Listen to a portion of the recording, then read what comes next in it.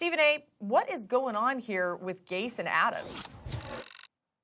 Well, he doesn't like his coach, and he didn't like the fact that Adam Gase obviously played a role in him being benched. If I remember correctly, some story from last year. Tim, you know better about that than me. Of course, I read the story. I just forget at this particular moment in time.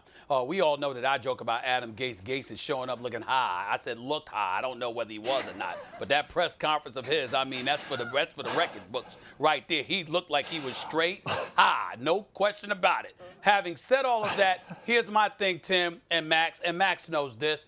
I never believed Adam Gase deserved the job. Ever. Not one time. Because I didn't feel like he did that great of a job in Miami. He wasn't awful. I just didn't think he was that great. And what are you doing getting a job in the same division, let alone the media capital of the world? There's a lot of elements and layers that come to this. We don't have time to get into it. I'm not about to. All I'm going to say is this. Jamal Adams doesn't have but so much leverage, but I don't blame him from wanting to play for somebody other than Adam Gase.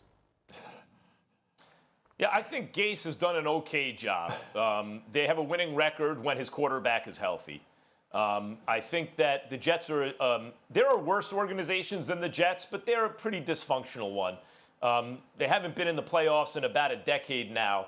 And Tim, the way I really see a dysfunctional organization is you took a guy with probably the highest floor in that draft. Like, you could have justified taking him one. Not in retrospect, Mahomes and these guys, but at the time because he had the highest floor and also a very good ceiling.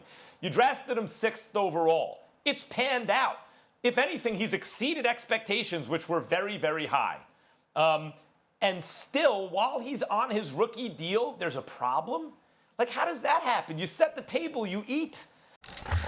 There needs to be a little bit of a dose of reality for Jamal Adams. Listen, he is a great player. We all agree on that. He's great.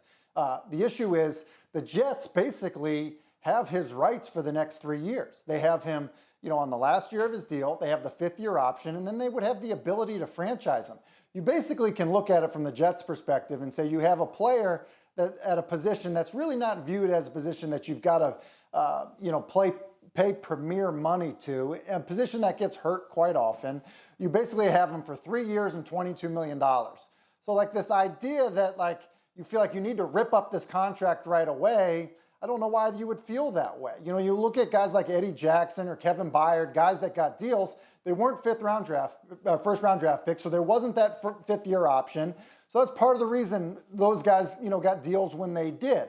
You look at a guy like Landon Collins, like he basically had to play through, his contract, then get the 5th-year option picked up before he was traded. I think Jamal Adams just a year too early, feeling like he deserves to get paid. Now, he maybe doesn't like his head coach. There are a lot of players on a lot of teams that don't like their head coach. Heck, Rob Gronkowski is playing again, and I think a lot of people are attributing it to kind of the wear and tear of playing in New England, and they've had a lot of success. So that's nothing new. I just think that this is really a one-way conversation with Jamal Adams, and he really has no leverage.